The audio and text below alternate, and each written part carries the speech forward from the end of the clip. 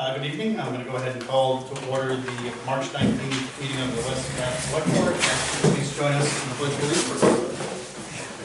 I pledge allegiance to the flag of the United States of America and to the republic for which it stands, one nation, under God, indivisible, with liberty and justice for all. What would we like to do with the warrants and the minutes? I make a motion to approve. I'll second that motion. Any discussion? All in favor? It is unanimous. The next meeting of the Select Board is scheduled for April 2nd at 5:30 here at West Bath Town Hall. Item 3, old business. There is no old business this evening. Item 4, new business. Meet with the investment committee for recommendations on reinvestment. Mr. Coombs, what is your recommendation? Well, first I'd like to report on 2025. The fund made between 4 and 4.25% interest, and the balance at the end of the year was $718,158.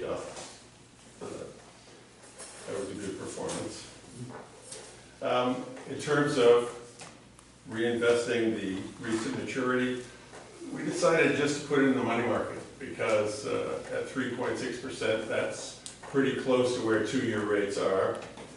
And we don't have to go out 2 years in order to get that 3.6%. And it gives us a little more latitude to see what happens with the environment in the next 2 or 3 months, because things could go either way at this point. Rates could either go down or they could go up. So we decided overnight is the best place for it. So that's all. Any questions? Questions from the board? So we need to make a motion to accept their recommendation? To remain in the money market? Yeah. Okay, that would be my motion. Oh, also, we also voted not to have a warrant item this year in this year's budget. Usually, well, it was started, the fund was started with proviso they would have a $50,000 reimbursement every year. But in view of the economic circumstances of a lot of taxpayers in the town, we decided not to add anything to the budget. So. I think somebody's confused that we thought we was gonna have to pay for something this year. That's right. We thought we were going to have to pay for the roof in the school, which was supposed to be $400,000, and evidently the roofing inspector who looked at the job thought it had another 3 to 5 years in it. Yeah. Shocker, isn't it? And I announced that at the school board meeting last night, and they felt based on the preventative maintenance the school has done over the last decade, they extended the project another 3 to 5 years. They're going to do a full survey and figure out exactly, dial that in a little more between 3 and 5, but definitely good news. But the fund's available for any other capital projects that come up suddenly, or to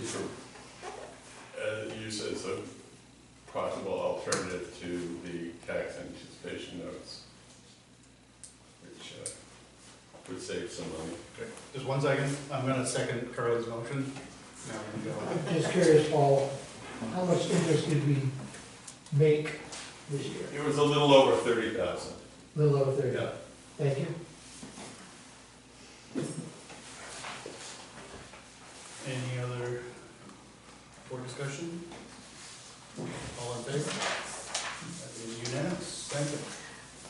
We don't need a second motion to not have a warrant article, we'll just talk about the warrant as it comes in. Item 2, meet with Health Officer Murphy and Phil Davis and Ashley Day from Saginaw County EMA for an overview of a recent listening session with residents. The floor is yours. Thank you very much for giving us, Bill and Chaos, joining me on the agenda tonight. I'm here as my role as health officer and as co-chair for Age-Friendly Communities of Lower Kennebec. And we, so part of that work, I'll go into that a little bit more. With Age-Friendly, we look at having communities be more livable and lifelong communities. And part of that is, especially here in Maine, when we had the January storms, there was a lot of work that's being done in many communities across the state about thinking about emergency preparedness, climate resiliency. And so we applied for a grant. We actually got 2 grants. We got one for $2,500, and that was from ARP. And ARP is actually the overarching for any of the age-friendly communities. And then we got a $1,400 from, it was actually a federal Community Connections grant. So the smaller grant funded listening sessions to meet with each of our 6 communities in the age-friendly communities. And Phil and Ashley and Caius joined, we did this in conjunction, and we met with each of the communities in their, in the community, and to hear what people thought about, how people felt about emergencies and being prepared. And then we provided lunch, and then we had a note taker, we had evals from the sessions, and in addition we had residents evaluate emergency preparedness items, and I'll show you these bags. The second bigger grant funded the actual development, purchasing the equipment in the bags, and then disseminating is not really much of a... So once we had these listening sessions, first of all, they were very, very interesting, and I learned a lot. I know Phil's the expert on expertise, and he'll chime in a minute. But one thing that we learned was that the bags really weren't, that's not how somebody gets prepared. And so starting to think about how communities get prepared. But, and obviously not a big surprise, each community was different. Obviously the needs in Aroustic and Georgetown are very different than, for instance, here in West Bath. It's one road in, one road out, right, in those peninsula. Some of the things that were consistent with all the communities were, there was a lot of fear in older adults when they talked about not feeling prepared regarding emergencies and disasters. All communities highlighted the importance of communication. And RAVE came up a lot, which Phil's going to talk about. Older adults were concerned across the board about having an emergency in place now. Not, and I think that's where the fear comes in, right? That people don't feel like they have an emergency plan. And it came up also in all communities about the importance of checking on your neighbors. You know, for instance, Georgetown, they have a distribution email list that goes out. Some of the communities, like in their smaller neighborhoods, will have a phone tree for emergencies. Woolwich, there's a guy who drives around with his chainsaw, and he checks on people. So everybody approached it differently. And, it's different for each community and each little smaller neighborhood. But that sense of neighbors connecting with other neighbors is important. Specifically for West Bath, it was held here. Nick Randall was able to attend, which was very helpful.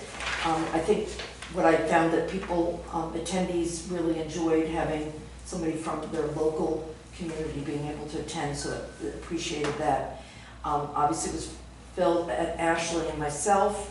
There were 11 attendees here. The biggest concern people expressed in the West Bath listening session was getting help in time, that sense of timeliness. Again, communication, how to connect with neighbors. People reflected in their evaluations about knowing that there's heating and cooling center where they are. A lot of people don't know that, and Phil can talk a little bit more about that. The importance of communication systems, including RAVE. I know we've started in West Bath the new text system. I got my text. Did you? Yeah, I did. So it's live. It is. Okay. Well, I got it. I don't know if anybody else did, but I did. We had 7 new enrollees for the RAVE program, and so 7 out of 11 was pretty good that we, and people talked about that they were appreciative of having available learning about available resources, local and county, and who the emergency contacts were. So I think, again, understanding that, that need. Next steps, and I think some of the emergency folks in each communities know how to reach, knows where some of the more vulnerable people that would need help, but how do we as communities figure a way to systematically reach them, whether it's a communication system or whatever. And that's each community's gonna figure that out, right? Make sure we're, including diverse perspectives, because we have solo agers, we have people that are in neighborhoods. So how do we make sure that we're really thinking emergency plans that meet all of them? And then strengthen community-wide infrastructure. An example is now we have the text messaging. So that's an example of it. Each community gets 25 bags. So I can show you the bags. And how West Bath wants to disperse them becomes, every community has done them differently. And again, what we've really learned, the bags are just as one tool. It's not, it's really thinking as a community, how do we build more effective emergency. Phil, do you want to jump in? Yeah, so obviously we did a lot of talk about the rave system and how it can be used during an emergency. The town of West Bath does have access to sending out emergency alerts whenever they want. However, it doesn't stop you guys from calling me saying, hey, we need this alert to go out. I can usually get them out within 5 minutes, and it's pretty quick for my end of it. So residents can get them through a text, phone call, email, any notification, however they choose to. But we really encourage everybody to sign up for that. That's how we get out the most information the quickest, as well as it being from a trusted, verified source, rather than social media, where, anybody with a scanner might somewhat hear what is going on, but not know what the full situation is. Part of the additional stuff that we've pulled off, one of the requests from the communities has been to establish what is called a Community Emergency Response Team, or a CERT team. So I did bring some flyers with us today. My Deputy Director, Ashley, who couldn't be here today, is going to be the one that leads up that program. That program is going to assist our first responders and allow the first responders to really focus in on those life safety measures, and allowing the volunteers that are part of that CERT program to really do things such as welfare checks on their neighbors, help with shutting off, say, propane tanks or anything like that. Anything that's not really a life-saving measure, but is still something that needs to be done to mitigate a hazard. So we're looking to do it as a county-wide thing. So that way, say West Bath decides they need to open up a warming or cooling center. We'll have those resources available to you guys at no cost, and it's just something that we can provide, because those things do contribute to the community preparedness and well-being of everybody. So happy to answer any questions regarding that or the rave system at this point. Phil, when do you hope to start rolling out the CERT team? Like later in the summer? So Ashley was supposed to go at the end of the month, but we're waiting to see if FEMA funding comes back available. But the goal is to have it really up in the first team to go through their basic academy. They do have to go through a couple of basic, it's a 24-hour basic academy course, as well as take some FEMA courses that are currently unavailable before they can actually be part of the program. So the goal is to have the initial one by August, and then that way it's ready in time for our winter season when we see the most need for it. I apologize if I missed it, but what's the makeup of the search team? Completely volunteers. Everybody has different backgrounds. So Ashley has already had roughly 15 people sign up for it. Some of them range from former fire department people to somebody who has a chainsaw. So it's a completely different makeup. We will base skill sets off of what is needed at that point in time, and it's all through the basic academy, and we find out who has what skills. And I think the idea, Phil, is to have folks that have a variety of skills so that they can complement each other. So I think it's, let me just show you what some of the equipment I'm thinking about, folks that are in the, so Fire Life, I don't know if folks have seen that, but that is to put on your fridge or to carry with you when it has all your important information. So when we think of emergencies, we need to be able to know where our meds are. A solar light, first aid kit, give up meds. Phone charger, I was surprised at how many folks, older adults, have phones, cell phones. That came up in a lot of communities in terms of that communication piece, in terms of infrastructure. This is a thermal blanket. You know, a lot of people recognize it from like the marathons, but it can be for hot or cold. Phil's flashlight. Whistle came up as people that if you needed to get in touch with somebody and you weren't able to be loud, like I have the Irish whisper, I'm good at that, I don't need a whistle. And now, this is an example. The granola bar and one water is not going to get you through an emergency. The idea is to be thinking about what you need in your bag. So it's really thinking about how you, as an individual, the family, prepare. So we have 25 of these, so I'm hoping to bring those by. I have them in the car, but we'll talk about that, I can bring them by. I talked to Julie about this, so I digress for just a minute. One of the other things we're doing with Age Friendly is a volunteer transportation program, which is also important for an emergency. And we have a lot of folks in the area that are older and might not be able to drive. And right now, our volunteer transportation program has volunteer drivers, and we have Corey checks, we have, and that's done through the state of Maine. We have a software that's called Assisted Rides, that's funded again through UMaine Center of Aging and ARP, and liability. So we have some of those important things in place. We have policy and procedure handbooks. The 3 communities that are up and running are Georgetown, Woolwich, and Arousik. Woolwich is the newest community and the most robust. And again, each community is different, and I said to Julie, this is my own, it's not research-based, but it could very well be that Woolwich is very spread out, and we might be in that, it might be similar for us. It'd be great if we could start thinking about something like that here for West Bath. I know Woolwich, the way that they got riders and drivers was to send like a postcard out with the tax bill. The tax thing. So,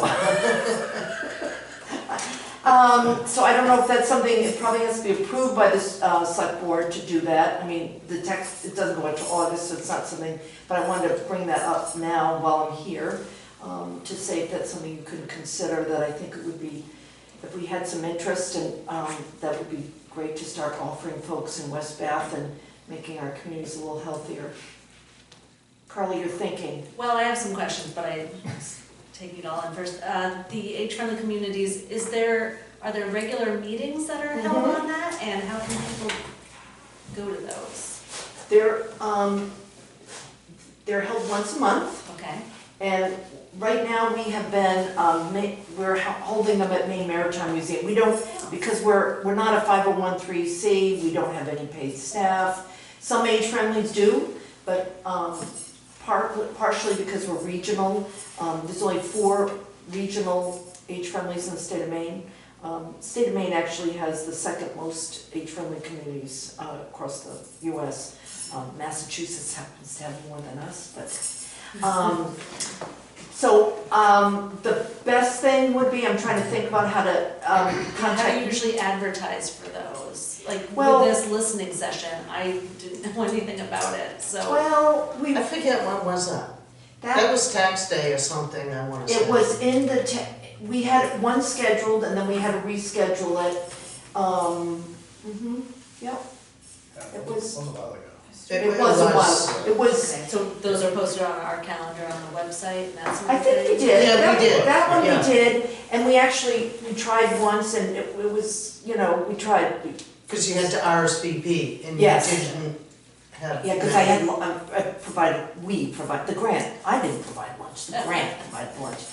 We posted it on the distribution list, it was word of mouth. Do you have a Facebook page? We do, Okay. so So people can go to that as well. that's what I'm thinking, age-friendly communities of the Lower Kennebec. Yep. You had other questions, I saw a list. Yeah, but those aren't all. for you. They're Those not are- for me. Some of them are just questions to ask later. Okay, Yeah. anybody else? I'm curious how you would manage the coordination between the search teams. I mean, West Bath's very fortunate, we have a strong, dedicated volunteer fire department. You said locals appreciated having them there and present. Absolutely. How do we, A, coordinate, and B, not duplicate or step over each other in a search like that? That's exactly where our role comes in. That is 90% of my role is coordination. So working in conjunction with the fire department, these things, the life priority, saving, all that kind of stuff, that works directly with the fire department. The fire department reaching out to us saying, hey, we need this assistance, or we're seeing this, or even just us knowing about it. That's a combination of us talking with Chief Bean and Deputy Chief Randall about how that goes. So Wouldn't it be simpler if we just put those resources towards training the fire department to conduct these searches? They know the areas, they know the people, they know the unmarked driveways. Yep. The duplication is what. some of that is the amount of training that is required to become in the fire department and stuff like that. We would do like drills and stuff like that where you could actually coordinate that kind of stuff to incorporate them locally as well. The goal is to have the locals be the first response, but having the CERT team under the county, basically it gets you more resources. We're training everybody in the county the exact same way. So if I have somebody up in Richmond that's available to come down here, say for a shelter operation or anything like that, you're able to take those resources and use them countywide rather than just specifically to West Bath. I guess I want to chime in. See if I'm understanding it correctly, so if there was a really big emergency, I'm going to use Rouseck, and Phippsburg, when we had those terrible storms in January. And so when a community is overwhelmed with a disaster, that's, the CERT team might be able to do some of those kind of things that when a department is emergency, the folks in the emergency in a community are overwhelmed, so that they'd be able to, with a shelter, do you have enough folks? So it's more to augment, and probably it would be bigger. Yeah. I just think you have 3 fire department vehicles, if I remember right, or 4. Depends on what you consider a fire department. Right. Well, besides personal vehicles. 6? 6. So, you have 6 vehicles that carry roughly 4 to 6 people per truck, maybe a little bit more. So, on top of that, these people are all covered by our insurance under the state of Maine statute, and all that kind of stuff. So it's no liability on your end of stuff. So anything that happens when they're asked to go out and do that kind of stuff, we take on that liability and stuff like that. You're thinking, Keith, how does that sound? Expensive. Expensive. And I certainly understand, respect, appreciate, agree with, there needs to be a need for public safety. But we're very fortunate. We have a very strong, very dedicated, very committed volunteer fire department. We have it staffed often, I won't say always, often, very well staffed, I will say. We have a waiting list. And I fearful that what this is gonna become is a bill for West Bath to subsidize towns that aren't as fortunate as us. So And this, certainly, we're all partners, we're all on this earth together. But we made the investment in a strong, established fire department to protect our citizens. If there are other communities that didn't, I'm not sure that responsibility and that financial burden falls on the people of West Bath, especially as the county budget continues to balloon out of control. so, and I will just say that a CERT program is 100% volunteer. It is nothing cost to you guys. And then for the town of West Bath, so say there is another January storm, the town of West Bath can use those volunteer hours towards your public assistance match requirements. So should you need to repair a roadway or whatever that's been destroyed by this, those volunteer hours are counted towards your public assistance application. And the other thing I would say, Keith, is that it's good to hear your concerns so that, you know, as we think about preparing communities, each community is different. And your, West Bath's, our system is different than other communities, which you mentioned. And you might never need a CERT team. Yeah. We don't have the, of course, each community is different, but we might not have the needs in terms of the disasters. We also might not have the needs because we already have the personnel. So the CERT teams might be going to Rouseck where they don't have it. So it might not seem any even different to West Bath. Yeah. And again, it's no cost. And there's still a cost. I'm sorry, I don't believe the argument that there's no cost. Well, there's always a That cost. is grant funded for now. We Well, I don't know what the future of FEMA looks like. We don't know if these, funds are gonna be available in the future. We're gonna need, people to support this program. We're gonna need, computer programs to support this department. We're gonna need vehicles to support this department. We're gonna need, equipment to support this effort. So there is cost. I'm I should- always cautious when we say something that the government is about to issue doesn't have a cost. because Correct, that's just no not- cost, no direct cost to West Bath, I should have said. But you're right, there are costs, right, Phil? So for the CERT team, no. But like But your time. Your to support time is the a team cost. Is a cost. It would be my time, but my time is already included in everything within the county budget and that kind of stuff. So it's already in what West Bath is currently paying for. And I think that's important to be transparent about that, so that's, I think. Yeah, no, I appreciate. No, I think it's great points and great question and, moving forward, so, and there might be more, I'm sure there'll be more discussion. Sure. Yeah. Good. Yeah, just to point out that nothing is free. We all pay county taxes, so nothing is free. And a lot of these programs that start out as small little items tend to grow one way or the other. Whether it's one vehicle this year, and 3 years later you need 2 vehicles, or whatever else. These programs grow, and it's very hard to just continue a program once it's established.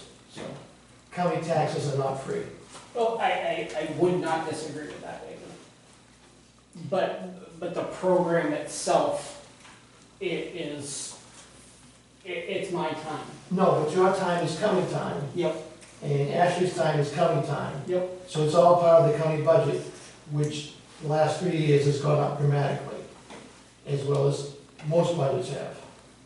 And it's all falls on local taxpayers to foot the bill. The only other thing I would suggest we look at, maybe you have, at least my experience, when there's a major power outage in West Bath, self-perception is terrible. Yes, So- and that's across, As you mentioned, most folks now have cell phones or cell phones only. Yeah. My cell phone does not work in my house when there's no power. I suspect Mhm. it's that way in my entire neighborhood. I don't know if it's the same experience for you. Just love for civilization, the big city.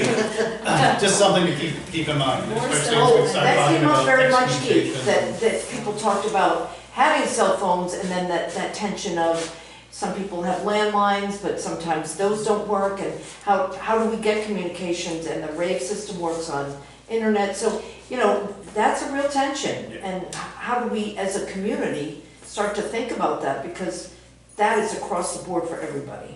And I think we at least have a little bit more of an infrastructure, because we're, you know, like when you think of Georgetown, what they had to do Yeah. for, so it's different for each community, but it's still consistent across the board, that communication, when we talk about cell phone, internet, and getting the word out. I mean, here we have a new system, but it's relying on the internet, so if your internet is out, so, and how do we do that? It's a tough nut to crack. And it's one we should be thinking, in my opinion, one we should be thinking about. And especially if you're older, living alone, and that fear, and that's pretty scary. You know, when we have other capacities, it's bothersome, and, you know, but anyway. I don't know what the legalities are around elections and such, or the town meeting. I don't know if there would be any opportunity to have maybe a table before town meeting or before elections. That's mostly how we get all of our citizens in one spot frequently. So I just feel like that could be a way, just an informational, like, this is a program that's available, this is how you sign up. And then I'm also wondering if there's any opportunity with the school communication, like something in their newsletter, or maybe even something, they have community events, a similar table, so maybe there's people in town that have parents that are aging and they have kids in the schools, and that could be a way to sort of get the word out. Absolutely. And I know you have new committees, Julie mentioned the climate committee, and, you know, I mean, those are one kind of disasters, right? But there are other kind of disasters. So when we think of it, it's disasters can be man-made, natural, personal. People brought up health emergencies, so there's a lot of different ways to look at this. Absolutely. Well, thank you. Yeah. All right. Any other questions? Anything else from the board? I'm dismissed. When is the monthly meeting? It is the second Tuesday of the month. So 3:30 to 4:30. We can put that on our calendar. Okay. And do you have a flyer or something, or no? No, I can make one, give it to you. Because we could send it out with a weekly email. Yep.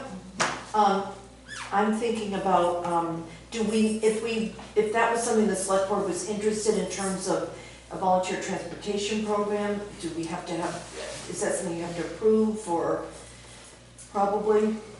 I think we probably would have to. Okay. Vote to, certainly if we're gonna include it in tax bills, it then becomes an official town communication, and we should probably. Okay, we'll kick that can down the road. There was something else I had a question for you, but it's gone right out of my head, so I don't think I'll wait for that to pop back in. It could be a while. Oh, as the health officer, I saw on the agenda that the next item is about the food. I think I might stay for that. All right, we'll move on. Thank you both very much. Appreciate the Thank you. candor in the presentation. Next is item 3, discussion on possible satellite food pantry.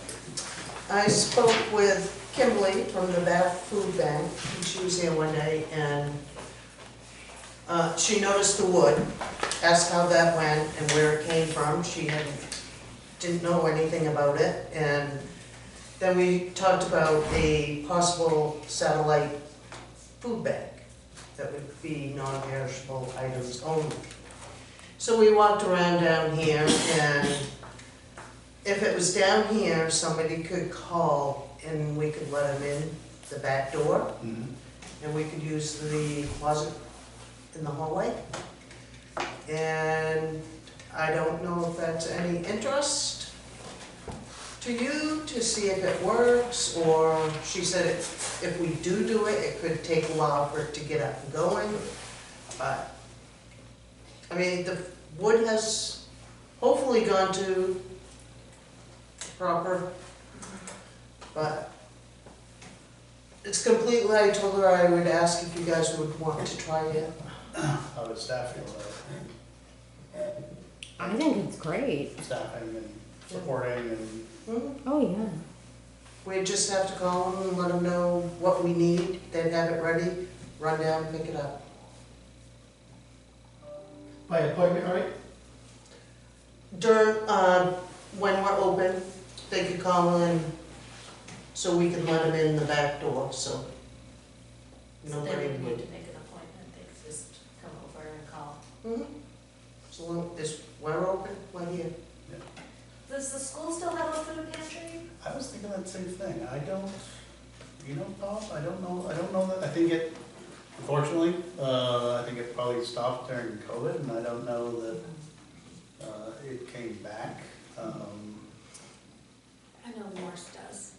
I don't know if they still do the backpack program either at the school. I think they do, but I don't know. I don't know if they do a specific backpack program, but I do know that there's a food pantry at the high school. Yeah, it's to the library. I think anything we can do to help our citizens, we should do. I'm not gonna say it's free, because that's not the case. It's involved. Well, I regret I ever Plus, they said ask that. for a donation, But so. I think anytime we have the opportunity to provide more necessary services to our citizens, we should. So why would someone, I'm completely in favor of it, but just feeling it out, why would someone come here rather than the food bank? Would this be like an emergency, I can't get out there? Any reason. I- And we can let them know, if you need more at the food bank, these are their hours. I think Car- Convenience could be. I like the idea of having it here for privacy. Exactly. People yeah. wouldn't necessarily wanna go all the way in the And that back could with be all it. the eyes and.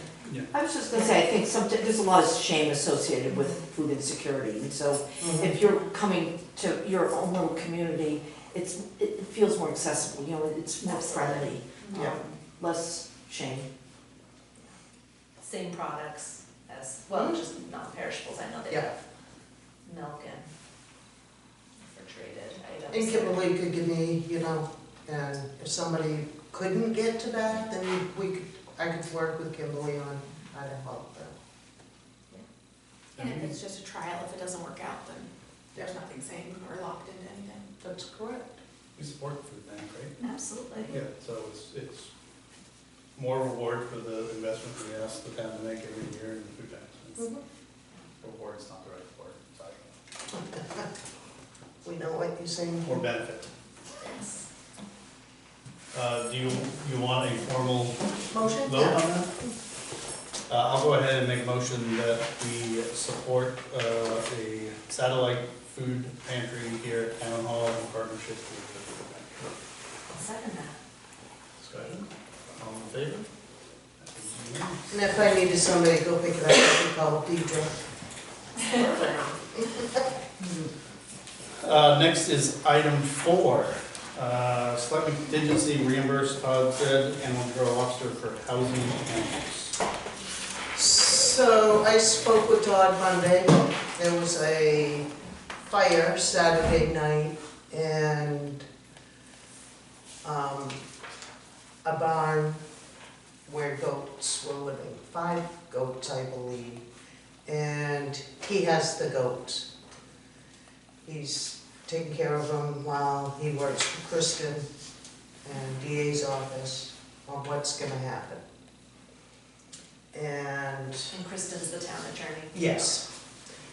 And I don't believe he's received the fire marshal's report yet, but he's been in contact with him as well.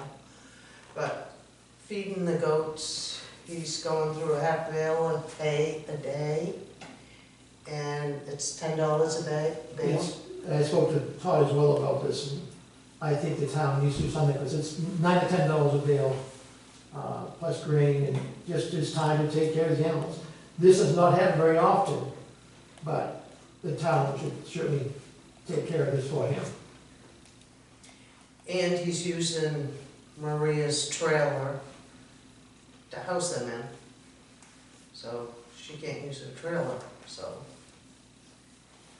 We're very lucky to have him Yeah, doing that, and he's going above.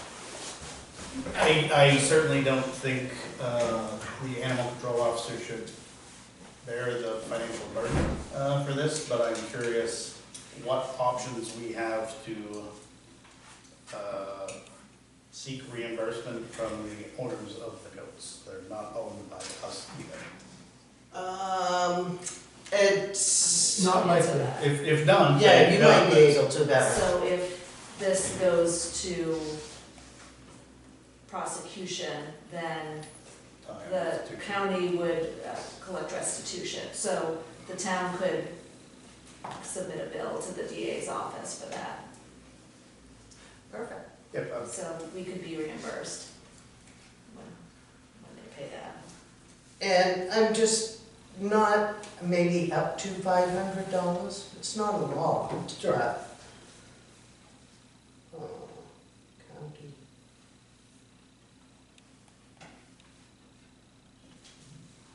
I didn't know. any other? Yeah, we'll talk about that more later. Obviously, like, it is good that he's going above and beyond. I think my only hesitation would be, I would like some sort of like accounting for it instead of just, here's.